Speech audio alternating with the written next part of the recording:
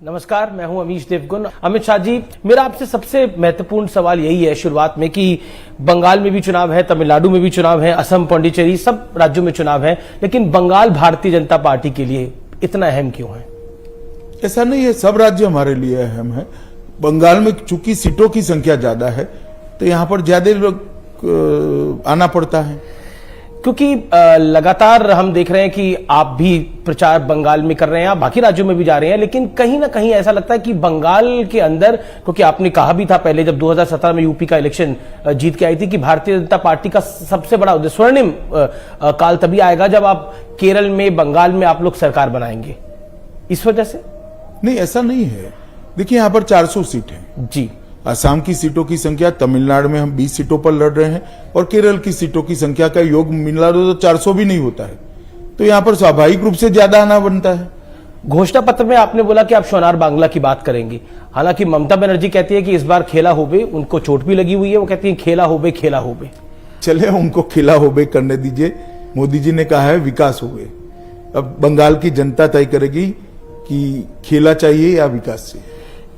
CA का जिक्र Bharatiya Janata party के नेता और आप भी काफी करते हैं, क्या आपको लगता है कि सीए बंगाल के लिए आपका पॉलिटिकल प्लान है? एक नहीं, देखिए, सैद्धांतिक रूप से जो शरणार्थी आए उनको भारत के सभी नेताओं का आजादी के वक्त से एक आश्वासन रहा जी कि आपको यहां की नागरिकता देंगे।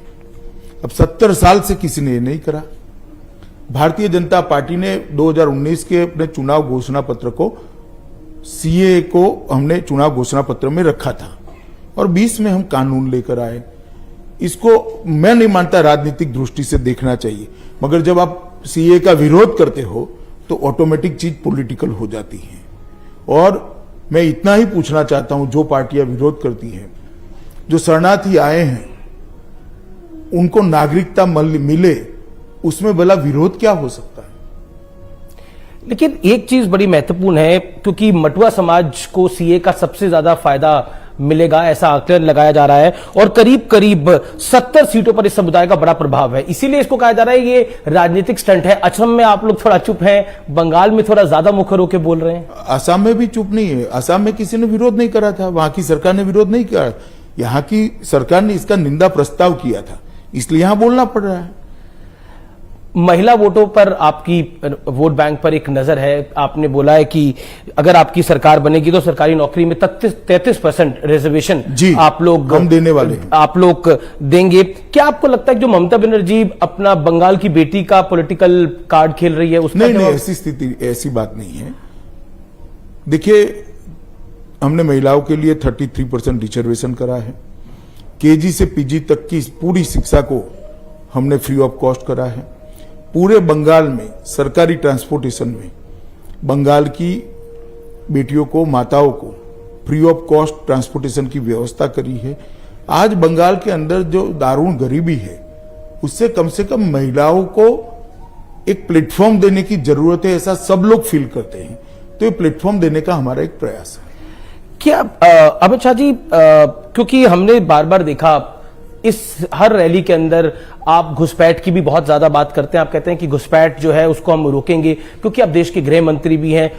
विपक्ष की तरफ से आरोप लगता है क्यों पहले घुसपैठ नहीं रुक रही थी, जो अब गृह मंत्री कह रहे हैं कि बंगाल में सरकार बनेगी तो रुक जाएगी? इसलिए क्योंकि घुसपैठ सिर्फ भारत सरकार से नहीं रुक सकती, पूरा इकोसिस्टम होता है।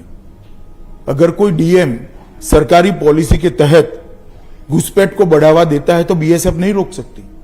कोई एसपी डिस्ट्रिक्ट का, आप कह रहे हैं स्टेट पैट्रोनेज है? हाँ, तो एक इकोसिस्टम ही टोटल ऐसा बनना चाहिए जो घुसपैठ को रोकने के लिए कटिबद्ध हो, तभी घुसपैठ रुक सकती है। और असम में भाजपा की सरकार बनने के बाद परिणाम अच्छे आए हैं।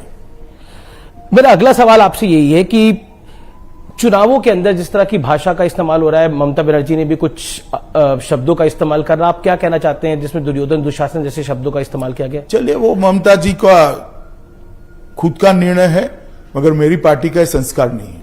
जी, टिकट बंटवारे के बाद बीजेपी में कुछ नेताओं का हमने देखा कि कई जगह विरोध हुआ, क्या कहना चाहते हैं आप उसके ऊपर? अमित भाई, स्वाभाविक प्रक्रिया है, जो पार्टी जिंदा होती है वहां आवाज होती है।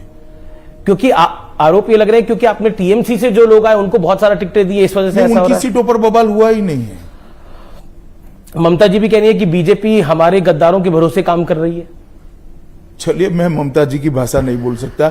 मैं इतना ही कहना चाहता हूं कि हमारी आइडियोलॉजी को स्वीकार कर जो लोग यहां पर आए हैं उनका स्वागत है, और वो यहां पर भाजपा के कार्यकर्ता, भाजपा के नेता के नाते ही ट्रीट किए जाएंगे। अमित जी, भारतीय जनता पार्टी के कई सांसद और केंद्रीय मंत्री भी चुनाव लड़ रहे हैं, इसके पीछे क्या स्ट्रैटेजी है, क्या रणनीति है? कोई रणनीति नहीं है। एक चुनाव की दृष्टि से यहाँ के यूनिट को लगता है कि उनके चुनाव लड़ने से फायदा है, इसलिए उनको चुनाव लड़ाया गया है। एक सवाल बार बार खड़ा हो रहा है कि भारतीय जनता पार्टी बंगाल में मुख्यमंत्री किसको बनाएगी, और आपने कई कार्यक्रमों में भी बोला कि भूमिपुत्र होगा। क्या आपको लगता है कि टीएमसी खासतौर पर आप लोगों को बहुत घेर रही है इस विषय के ऊपर? गिरने का कोई सवाल ही नहीं है। हम कई चुनाव मुख्यमंत्री के प्रत्याशी की घोषणा के बगैर जीत चुके हैं। बड़ी बड़ी यूपी जैसी सरकारें बनाई हैं हमने। यहां पर भी बंगाल का ही एक भूमिपुत्र भाजपा सरकार का मुख्यमंत्री होगा। क्योंकि ममता बनर्जी का और टीएमसी का यही कहना है कि बंगाल की बेटी को आप जिताएंगे या बाहरी लोगों को जिताएंगे, यानी ये आउटसाइडर वर्सेस इनसाइडर की लड़ाई उसको बनाने की कोशिश है। 294 के 94 प्रत्याशी यहीं के हैं। ममता जी किसकी बात कर रही है? वो कह रही है बीजेपी के कई सारे नेता बाहर से आ गए हैं चुनाव लड़वाने के लिए, प्रचार करने के लिए आए हम तो। और मेरी पार्टी ऑल इंडिया पार्टी है, अखिल भारतीय दल है, ममता जी का एक राज्य का दल है। तो जब प्रणब बाबू देश के नेता बने तो बाकी देश के लिए बाहर ही थे क्या? सुभाष बाबू ऑल इंडिया कांग्रेस कमेटी के अध्यक्ष चुने गए तो बंगाल के बाहर वो बाहर ही थे क्या? इस प्रकार से देश नहीं चल सकता। कल प्रधानमंत्री जी ने बहुत खूबसूरती से बताया है जनगण मन का भाव, कि पंजाब, सिंध, गुजरात, मराठा, द्रविड़, उत्कल, बंग, ये सारा एक ही है। मगर यहां पर जो चुनाव लड़ रहे और जो सरकार में जाने वाले सारे के सारे बंगाल के, स्वाभाविक रूप से मैं यहां चुनाव लड़ ही नहीं सकता क्योंकि मेरा वोट ही नहीं है। आप कह रहे हैं कि आउटसाइडर वर्सेस इनसाइडर का कोई मामला नहीं है और ये विषय खड़ा ही नहीं होता आपके लिए। जिनके पास एजेंडा नहीं है वो ही इस प्रकार के मुद्दे खड़े करते हैं। पर इस विषय से क्या आप भारतीय जनता पार्टी को बैकफुट पर लाने की कोशिश है? कोशिश कुछ भी हो, ऐसा कुछ होता नहीं। ममता जी को नंदीग्राम में चोट लगी और सिंपैथी वोट की बात हो रही है, इस विषय पर आप क्या कहना चाहते हैं? आपने एक इंटरव्यू में बोला कि सार्वजनिक करनी चाहिए मेडिकल रिपोर्ट। उन्होंने स्पष्ट करना चाहिए पहले कि चोट हमले से लगी है या दुर्घटना से लगी है। इतनी स्पष्टता उन्होंने कर देनी चाहिए और इसका मेडिकल रिपोर्ट भी लोगों के सामने पारदर्शिता से रखना चाहिए। हमने यूपी का चुनाव भी देखा, बिहार का चुनाव भी देखा, लेकिन ऐसा क्या है बंगाल के चुनाव में और या फिर केरल में भी कि यहां पर चुनावी हिंसा जो है वो बहुत ज्यादा होती है। आपके एक कार्यकर्ता को आज भी उनका देहांत हुआ है, उसको मारा गया है। मैं इतना ही कह सकता हूं बंगाल की जनता को, 2 मई के बाद भारतीय जनता पार्टी की सरकार बनने के बाद बंगाल के अंदर चुनावी हिंसा पास्ट बन जाएगी, भूतकाल बन जाएगी। क्या आपको लगता है कि जिस तरह से बीजेपी कहती है कि उनके 130 कार्यकर्ताओं को मौत की घाट यहां पे उतारा गया, आप भी कहते हैं कि जब हमारी सरकार बनेगी तो हम कार्रवाई करवाएंगे उसके ऊपर, क्या आपको लगता है कि ये भी बड़ा कारण है कि भारतीय जनता पार्टी काफी मोबिलाइज करने की कोशिश कर रही है? नहीं, मोबिलाइज क्या करना, हम चुनाव लड़ रहे हैं तो चुनाव में लोगों के बीच में जाना ही पड़ेगा। हमारा दायित्व है, हमारा विचार लेकर, हमारा संकल्प पत्र लेकर, हमारी आइडियोलॉजी को लेकर। न्यूज 18 इंडिया ने एक ऑपरेशन किया था जिसके अंदर बंगाल में बम बनाने की फैक्ट्री का एक्सपोजे हुआ था और उसको लेकर इलेक्शन कमीशन में भी शिकायत गई है। क्या कहना चाहते हैं आप? नहीं, चुनाव आयोग ने काफी कदम उठाए हैं और वो चुनाव आयोग पर निर्भर करता है कि आपके रिपोर्ट के आधार पर वो लोग। देश के गृह मंत्री होने के नाते ये चिंता का विषय है। जब चुनाव होता है तब गृह मंत्री का कोई अधिकार नहीं होता, चुनाव आयोग का होता है। बंगाल में 100 सीटों से ज्यादा पर मुस्लिम वोटर हैं और उन 30% मुस्लिम वोटर पर लेफ्ट की भी नजर है, कांग्रेस की भी नजर है, ममता जी की तो नजर है ही। उसको आप कैसे देखते हैं? क्यों बीजेपी की नजर? देखिए, हम तो वोटर को हिंदू मुस्लिम की दृष्टि से नहीं देखते हैं, मगर आप जैसे कहते हो कि लेफ्ट, कांग्रेस और ममता जी देख रही, आप कह रहे हो, मैं नहीं कह रहा हूं, तो फिर बाकी के 70% उनका क्या करेंगे? पर क्यों बीजेपी को ये वोट बैंक चाहिए, वोट नहीं, चाहिए ऐसा नहीं, हम उसको हिंदू मुस्लिम की दृष्टि से देखते ही नहीं है। हर नागरिक वोटर है, हर नागरिक को अच्छे व्यक्ति को वोट देना चाहिए। नहीं, आप कह रहे हैं कि हम हिंदू मुसलमान की दृष्टि से नहीं देखते, लेकिन जय श्री राम का नारा लगता है हर रैली में। जय श्री राम में क्या मुस्लिम विरोधी है? पर एक धर्म का तो नारा है ही। जरा भी नहीं। ये यहां पर जिस प्रकार से एपिसमेंट हो रहा है, इसके विरोध का नारा है। जो एपिसमेंट की पॉलिसी गवर्नमेंट की है, मुख्यमंत्री की है, इसके विरोध का नारा है।